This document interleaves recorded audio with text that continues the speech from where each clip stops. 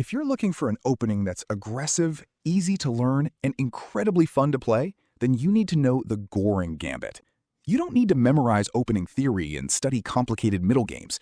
The Goring Gambit says, forget theory, attack the king. You willingly sacrifice a pawn to gain rapid development, open files, and overwhelming initiative before black has time to organize. And here's the best part.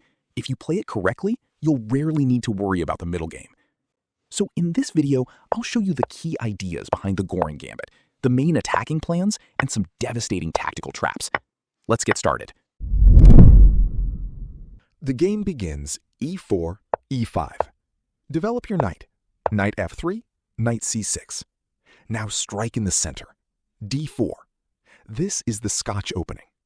After black captures at d4, now we offer another pawn. This is the Goring Gambit. At first glance, giving away another pawn looks crazy, but you're buying something much more valuable. Rapid development, open lines. After black accepts, recapture with the knight. Before looking at variations, understand one simple principle. Almost every successful Goring Gambit attack follows the same blueprint.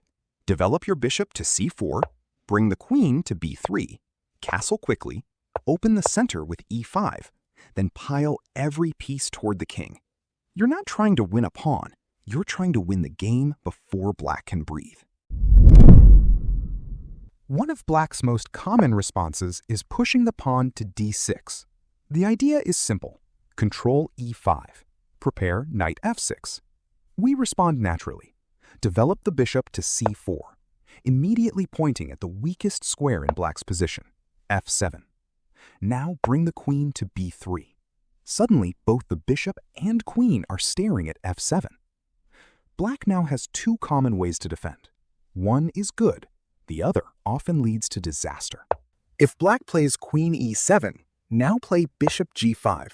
Now the knight on f6 becomes pinned. Black struggles to untangle. If they try pushing a pawn to break the pin, simply exchange the knight. Castle. Finish development. Now all your pieces are active. Black's king is still in the center. If black now prepares for castling, play knight d5. This move creates multiple threats at once. The queen is under pressure. Tactical ideas on c7 appear. The king still can't find safety. Black's position quickly collapses. The stronger defense is queen to d7. Instead of forcing tactics immediately, simply castle. Sometimes black will even play knight a5, forking your bishop and queen. That's perfectly fine. Don't become attached to your bishop. Activity matters more than material. Now continue opening the center. Bring the rook to d1. Attack the queen. Pick up that loose pawn. And if black finally castles, jump in with knight g5. Now the queen defending e7 is overloaded. Black simply cannot defend everything. This is the kind of position Goring players dream about. Here's a move you'll see from beginners. Black plays bishop g4, pinning your knight. It looks annoying. In reality, it's a mistake. Ignore the pin. Play queen b3. Suddenly, your attack on f7 is strong, and your knight isn't pinned anymore. If black responds with queen d7, continue with knight g5. If they defend with knight e5, grab the free b7 pawn. Now, we hit them with the cold-blooded move, knight f7. This is a brilliant move. Now you can play bishop b5, pinning their queen to their king. Great! It's time for black to resign now. Another strong defensive setup is developing the bishop to b4. Continue normally. Develop your bishop to c4. Eventually, black exchanges on c3. Recapture with the b-pawn. Yes, your pawn structure looks ugly, but you've opened another file for your rook. That's actually good news. If black develops carelessly with knight f6, immediately push e5, gaining space and tempo. Most experienced players instead choose d6. Bring your queen to b3 again. f7 is the weakest point for black again. They can move the queen to e7. Let's just castle away. We want to open up the e-file. We can do exactly that by pushing up to e5. Black can take with either a knight or a pawn. One is correct, the other is wrong. If black captures e5 with a pawn, immediately play bishop a3. Now you're attacking the queen. The king is trapped. Bring another rook into the attack. Remove the defender of f7. Then comes the brilliant move. Sacrifice the bishop. Then sacrifice the rook.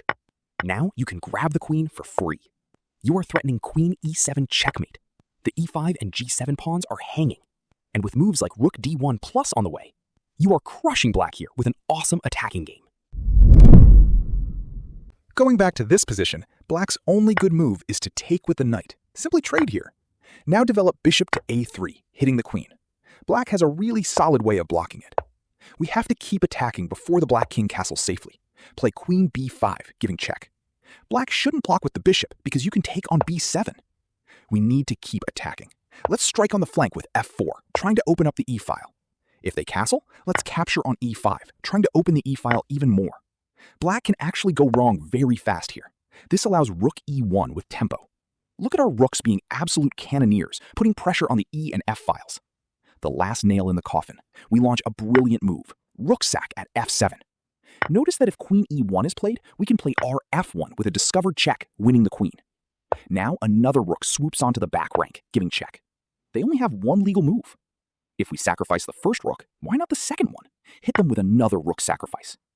Let's capture this pawn with the queen, giving check. Now let's capture the rook. And goodbye, queen. You have absolutely destroyed black here with a clearly won game. If black knows some theory, they'll often develop the bishop to c5. Continue exactly as before. Play queen b3. Again, black chooses between queen e7 and queen d7. If they choose queen e7, castle. Prepare rook e1. When black develops knight f6, play bishop g5. If they castle, jump with knight d5. Now your knight attacks multiple targets simultaneously. Bring your rook to d1. Even though we're technically down a pawn, our piece activity gives excellent practical chances. Sometimes black refuses the gambit altogether. That's completely fine. Develop with bishop d3. Support your center. Bring the queen to e2. If black develops normally, damage their pawn structure by capturing on c6. Castle, and finish development. This variation isn't as explosive, but we still enjoys an active and comfortable position. The Goring Gambit isn't about memorizing dozens of engine moves. It's about understanding simple ideas of attacking f7 to begin with and open the center before black castles. If you follow those principles, you'll create dangerous attacking chances in almost every game. If you enjoyed this video, don't forget to like and subscribe to the channel. I'll be bringing more aggressive openings, tactical traps, and practical chess ideas.